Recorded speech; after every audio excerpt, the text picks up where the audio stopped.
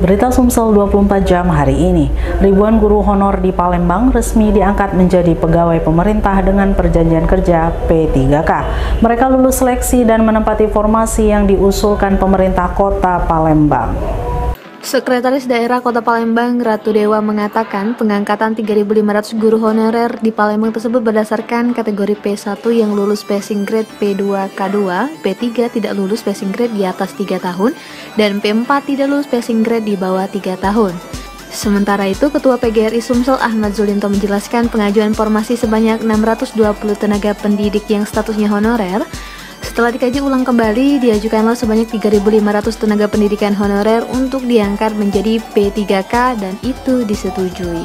Saya bukan ingin cerita tentang kesuksesan seorang Ratu Dewa menjadi seorang sekretaris daerah, tetapi camkan Bapak Ibu sekalian, bagaimana cara Allah mengijabah doa seorang ibu yang jauh dari kampung.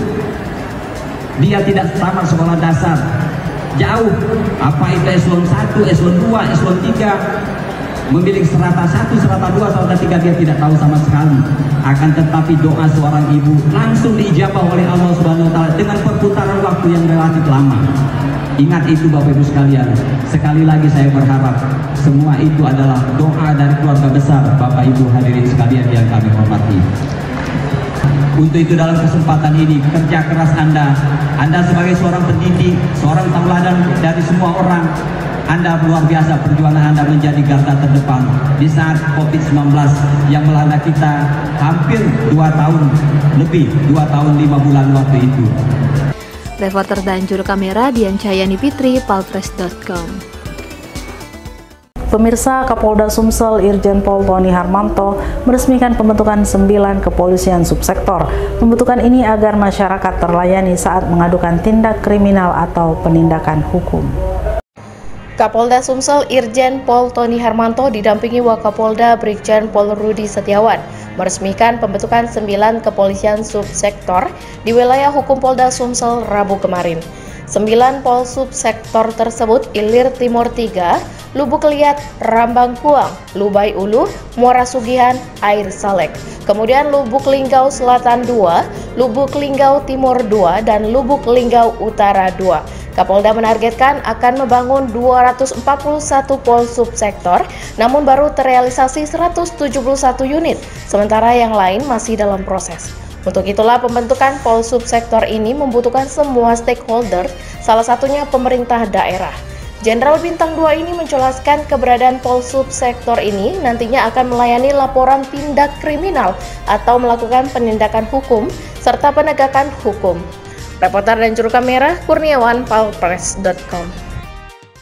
Jalan Desa Ulak Buntar, Kecamatan Belitang Muya, Kabupaten Oku Timur akhirnya diperbaiki.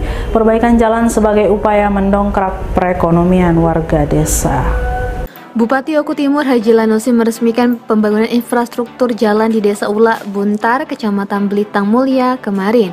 Bupati menjelaskan peresmian pembangunan jalan sebagai bentuk realisasi pemerintah daerah dalam meningkatkan sarana dan prasarana di desa.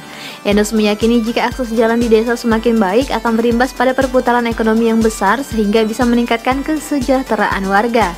Dia juga meminta doa agar pembangunan jalan ini tidak ada hambatan sebab pembangunan jalan ini menjadi program prioritas pemerintah daerah. Tercatat pada tahun 2021 kemarin ada sekitar 78% yang sudah terbangun dan sisanya akan direalisasikan tahun ini. Reporter dan juru kamera Arman Jaya, palpres.com. Berita terakhir Sumsel 24 jam hari ini, perbuatan Edi tidak bisa dimaklumi. Pria 40 tahun ini tega menganiaya keponakannya sendiri yang masih berusia 6 tahun. Masalahnya pun sepele gara-gara si bocah malang ini tidak memberi ponsel kepada pamannya. Edi warga Jalan Letnan Jaimas dijemput anggota tim Begoyorbaya bersama unit PPA Satreskrim Polrestabes Kamis malam kemarin. Pria berusia 40 tahun ini harus berurusan dengan polisi karena diduga sudah melakukan penganiayaan terhadap keponakannya sendiri yang masih berusia 6 tahun. Informasi yang dihimpun palpres.com, perbuatan tersebut berawal saat pelaku bersama korban sedang di beranda rumah korban, Jalan Kedipan Laut 13 Ilir. Saat sedang bercanda, pelaku hendak mengambil ponsel dari korban, namun tidak diberi oleh korban. Saat itu bocah 6 tahun ini memukuli pelaku dan mengeluarkan kata-kata kotor. Merasa tersinggung, pelaku menampar korban berulang-ulang kali. Setelah kejadian itu, korban menelepon orang tuanya melalui video call. Saat itu juga orang tua korban melaporkan kejadian tersebut ke Polrestabes Palembang.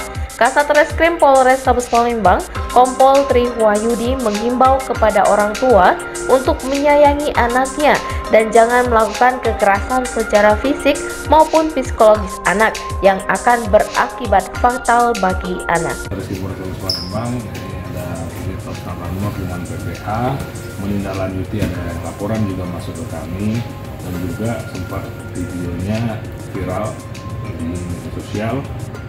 Ada seorang di dalam video itu ada seorang laki-laki yang memukuli anak kecil ya. Setelah kita amankan, alhamdulillah berhasil kita amankan pelakunya yang memang ternyata hubungannya dengan anak tersebut itu paman kandungnya. Jadi paman kandung dari anak tersebut, memang anak korban ini umurnya 10 tahun. Awalnya mereka ini bercanda lah istilahnya kan, antara paman dengan keponakan bercanda main-main HP. Terus terjadilah cekcok mulut yang mungkin kalau versi dari si paman ini pelaku sempat kata-kata kasar ya dari si ponakannya yang bisa 10 tahun, tapi apapun itu dalihnya dia tidak juga bisa boleh melakukan kekerasan terhadap anak di bawah umur. Reporter dan juru kamera Kurniawan, Palpres.com. Demikianlah berita Sumsel 24 jam hari ini. Jangan lupa untuk mendukung program kami lainnya di YouTube Palpres Official seperti podcast Cukup Pedas, Budak Lorong, Basing Ternyata Bukan Mistis, dan Ruang Cerita bersama Kakak Juli. Saya Betanika Susmanda, sampai jumpa.